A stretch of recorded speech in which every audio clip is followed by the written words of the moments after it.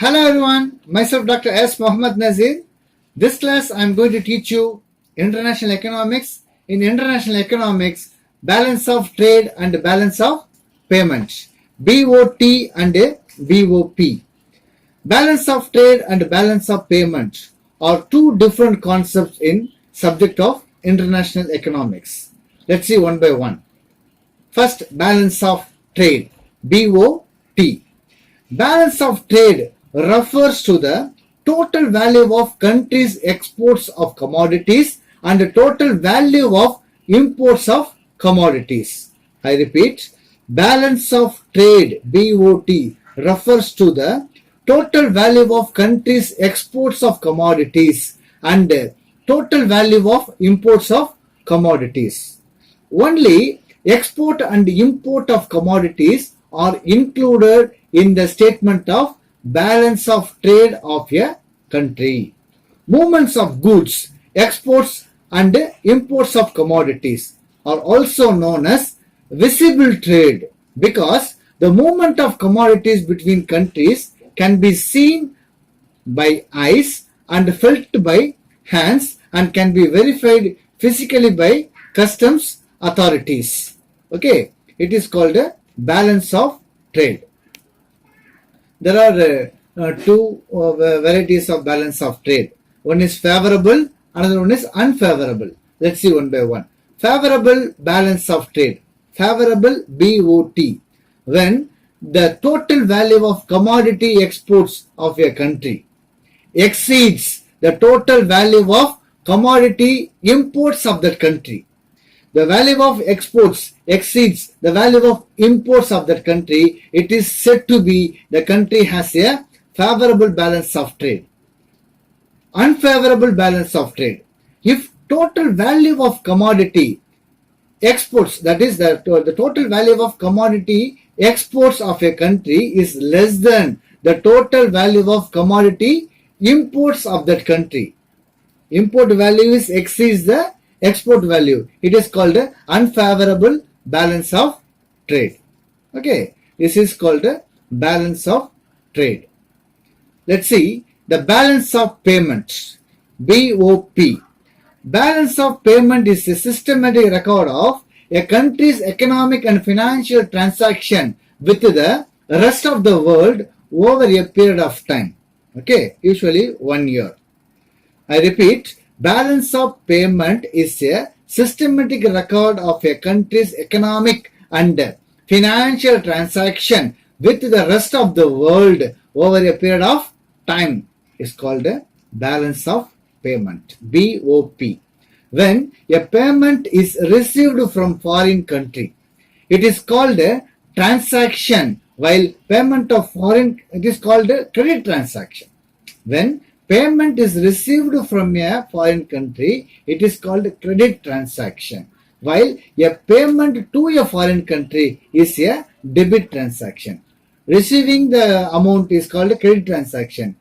Giving the amount is called a debit transaction. The principal items shown on credit side are exports of goods and services, income, exports of goods and services, transfer receipts in the form of gift, etc.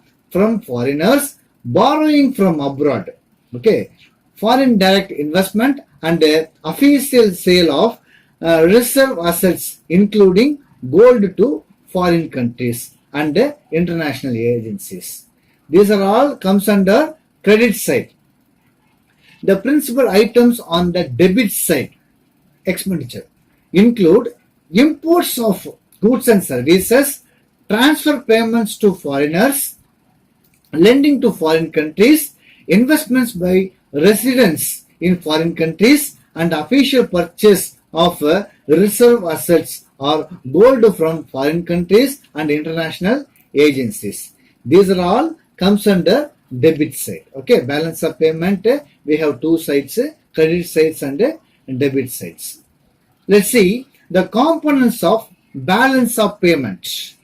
The credit and debit item are shown vertically in the BOP account of a country. Horizontally, they are divided into three categories. Okay. The credit and debit items are shown vertically in the BOP account of a country. Horizontally, they are divided into three categories: current account, capital account, the official settlement account or official reserve assets account. Let's see one by one. The current account. It includes all international trade transaction of goods and services, international service transactions, that is tourism, transportation and royalty fees, and international unilateral transfers, that is to say gifts and foreign aid, comes under current account. Okay, let's see the capital account. Financial transactions consisting of direct investment and purchase of investment bearing financial instruments, non-interest bearing demand deposits and gold fall under the capital account. This all comes under capital account. The official reserve asset account. Official reserve transaction consists of movements of international reserves by governments and official agencies to accommodate imbalance arising from the current and capital accounts. These all comes under the official reserve assets account. The official reserve assets of a country include its gold stock, holding of its convertible foreign currencies, gold stock, holding of its convertible foreign currencies, and the special drawing rights, SDR, and its net position in the International Monetary Fund, IMF. Okay, these are all comes under the official reserve assets account. So the components of BOP is current account, capital account, the official settlement account or official reserve assets account. Let's see. Balance of payment account. Okay, it may be deficit or surplus or equal. Credit, receipts minus debit payment equals to balance. Okay, credit minus debit, receipts minus payments is balance. It may be deficit or surplus. Deficit is if debit is greater than credit is deficit. If credit is greater than debit, it is called the surplus. If there is an equilibrium, equal between debit and credit, it is called the equilibrium balance of payment. Okay, let's see the balance of payment disequilibrium. Balance of payment disequilibrium. The balance of payment is said to be balanced when the receipt and payments are just equal. Okay, when the receipt and payment are just equal, it is called balanced. Favorable balance of payment. When receipt exceeds payments, the balance of payment is said to be favorable. When receipts, when income is greater than the expenditure. So when receipts exceeds payments, the balance of payment is said to be favorable. Unfavorable balance of payment. When receipts are less than payments, it is said to be unfavorable. So expenditure is more than income. When receipts are less than the payment, it is called the unfavorable balance of payment. Let's see the types of balance of payment disequilibrium. Okay, there are three main types of balance of payment disequilibrium: cyclical disequilibrium, secular disequilibrium, structural disequilibrium. I repeat, there are three main types of BOP disequilibrium: cyclical, secular and structural disequilibrium. Let's see one by one. Cyclical disequilibrium. Cyclical disequilibrium occurs because of two reasons. First, two countries may be passing through different phases of business cycle. Okay, depression, recovery, boom, recession is called a trade cycle. So, trade cycle disequilibrium occurs because of two reasons. First, two countries may passing through different phases of business cycle. Secondly, the elasticities of demand may differ between the countries. For this, the cyclical disequilibrium occurs in BOP. Then, the secular disequilibrium. The secular or long-run disequilibrium in balance of payment occurs because of long-run and deep-seated changes in the economy as it advances from one stage of growth to another. From one stage of growth to another. It is the initial stage of development. Domestic investment exceeds domestic savings and imports exceeds exports. It happens in India since 1951. So it is called a long-run disequilibrium of a balance of payment or secular disequilibrium of balance of payment. The next one is the structural disequilibrium. Structural changes in the economy may also cause the balance of payment disequilibrium. Such structural changes includes development of alternative sources of supply, development of better substitutes, exaction of productive resources or changes in transport routes and cost are the reasons for a structural disequilibrium balance of payment. These are the types of balance of payment disequilibrium. Okay, let's see the causes for balance of payment disequilibrium. Okay, the causes, the reasons for balance of payment disequilibrium. Let's see one by one. Cyclical fluctuation. Cyclical disequilibrium in different countries is caused by their cyclical fluctuations, their phases and magnitude, depression, recovery, boom, recession. Okay, the world trade shrinks during depression while world trade flourish during prosperity, boom time. Okay, this is called a cyclical reason for a disequilibrium balance of payment. The next one is the structural changes. The structural disequilibrium is caused by structural changes brought by huge development and investment programs in the developing countries. Okay, the huge development and investment programs in developing countries, such economies may have high propensity to import for want of capital for rapid industrialization, while export may not be boosted up to that extent. So the import is greater than export because of the structural changes. That is the reason the balance of payment disequilibrium occurs. The next reason, next causes. And development expenditure. Development disequilibrium is caused by rapid economic development which results in income and price effects.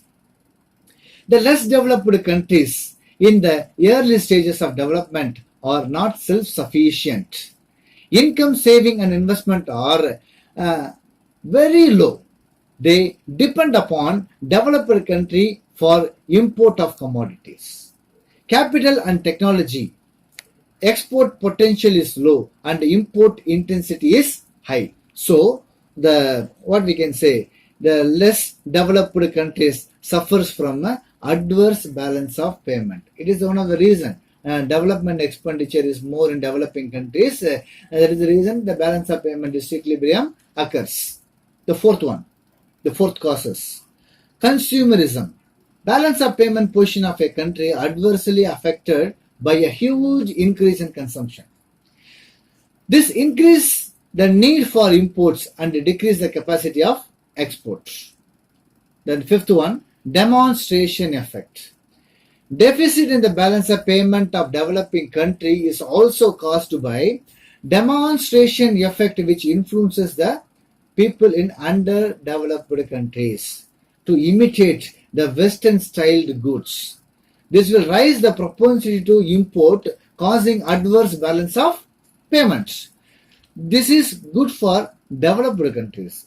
Actually, the reason for demonstration effect, balance of payment disequilibrium occurs in developing countries or underdeveloped countries. The sixth one is borrowing. International borrowing and investment may cause a deficit in balance of payment. When the international borrowing is heavy, a country's balance of payment will adverse since it repay loan with interest. Okay, a servicing of debt is a huge burden. That is why underdeveloped countries are faced to borrow more. This reason the balance of payment disequilibrium occurs. The seventh causes of disequilibrium balance of payment. Technological backwardness. Due to technological backwardness, the people are unable to use the energy available with them. Okay, because of technology backwardness, people are unable to use the energy available with them. As a result, import is increasing. For example, in India, Indians are unable to use the energy, solar energy. Okay, as a result, the import of huge petroleum products from foreign countries, increasing in the trade deficit. It leads to disequilibrium balance of payment. The next reason of disequilibrium balance of payment is global politics. The rich country, for example America, need to sell their weapons to promote their economy and generate employment. Hence, wars between countries, for example, Iran and Iraq, Pakistan and India, India and China, like that, are stimulated. In order to win the wars, the poor countries are forced to buy the weapons from weapon-rich countries using their export earnings and creating trade deficits. Okay, that is the reason disequilibrium of payment occurs in developing countries. Okay, these are the causes for disequilibrium balance of payment. Let's see the measures to correct the balance of payment disequilibrium. Let's see. This diagram shows the correction of balance of payment disequilibrium. There are two corrections: automatic correction and deliberate correction measures. Okay, let's see the thing. Automatic corrections, the price adjustments, interest rate adjustment, income adjustments. And deliberate measures of correcting the balance of payment disequilibrium are monetary measures and trade measures and miscellaneous measures. Okay, here look here, and under the monetary measures, monetary contraction or expansion, devaluation or revaluation, exchange control. Okay, here the trade measures, export promotion and import control. So export promotion, abolition, reduction of duties, export subsidies, exports incentives. Import control, import duty, import quota, import prohibition. Miscellaneous measures to correcting the disequilibrium balance of payment is foreign loan, incentives for foreign investment, tourism development, incentives for foreign remittance, import substitution. Let's see one by one. Let's see automatic correction. Automatic correction of disequilibrium balance of payment. If the market forces of demand and supply are allowed to play freely, equilibrium will be automatically restored in course of time. Automatically demand and supply will rectify this disequilibrium, and automatically this restored will take in place. Under the free exchange rate system, the automatic adjustment of balance of payment can take place through changes in variables like price, interest, income and capital flows. Let's see one by one. Price adjustments. As a result of foreign exchange outflow from a deficit country to a surplus country. Okay, I repeat, as a result of foreign exchange outflow from deficit country to a surplus country, there will be fall in money supply in the deficit country and increasing in the money supply in the surplus country. This will result in rise in price in surplus country, which will encourage imports and discourage exports. So, when a country is exporting the more commodity, okay, they will get more foreign exchange. So they will get more money. The money supply will increase. Again, they will demand more. In future, automatically, the demand increasing, they will import more. Okay. So automatically, that country will export. Which country is import more, that country will export more. Okay. So automatically, the equilibrium will take place. Like that. Fall in the price in the deficit country will encourage exports and discourage imports, leading to restoration of a balance of payment equilibrium. Number two, the second one, interest rate adjustment. The contraction or expansion of money supply resulting from the balance of payment deficit or surplus leads to a rise or fall in the interest rates. A rise in interest rates in the deficit country, a rise in interest rate in the deficit country will encourage investors to withdraw their funds from abroad and invest in their home country. The opposite happens in the surplus country. Income adjustment. A nation with payment surplus will experience rising income, which will increase imports, and thereafter equilibrium is restored in balance of payment. Income adjustment. A nation with payment surplus will experience rising income, which will increase import. I already told you, no. The surplus country, exporting country, getting more foreign income, then the demand will increase. Again, they will import more commodity. So the equilibrium, disequilibrium will become equilibrium. They restored in the balance of payments. Next one is the capital flows. Changes in the interest rate consequent to the balance of payment disequilibrium will encourage capital flows from the surplus nations to deficit nations, helping restoration of a balance of payment disequilibrium. So when the interest rate is increasing in this country, deficit country, so the investors will invest more in this country. When the interest rates is increasing here, they will invest more, they will get profit. So this disequilibrium becomes a equilibrium. These are automatic measures to correct the disequilibrium balance of payment. Let's see the deliberate measures to correcting the balance of payment disequilibrium. Okay, we know that there are three groups: monetary measure, trade measures, and miscellaneous measures. Let's see one by one. Monetary measures to correct the disequilibrium balance of payment. Monetary contraction. Okay, high domestic price level is responsible for high imports and low exports. In order to control inflation, the Central Monetary Authority controls credit. As a result, the price comes down and export increase. This will help to correct the adverse balance of payment. However, if credit is controlled, investment will decline. In order to rectify this problem, maintaining the equilibrium balance of payment, the credit control taken place. If we are increasing in the rate of interest, automatically what will happen? The investment will affect. See, listen. However, the credit is controlled, investment will decline.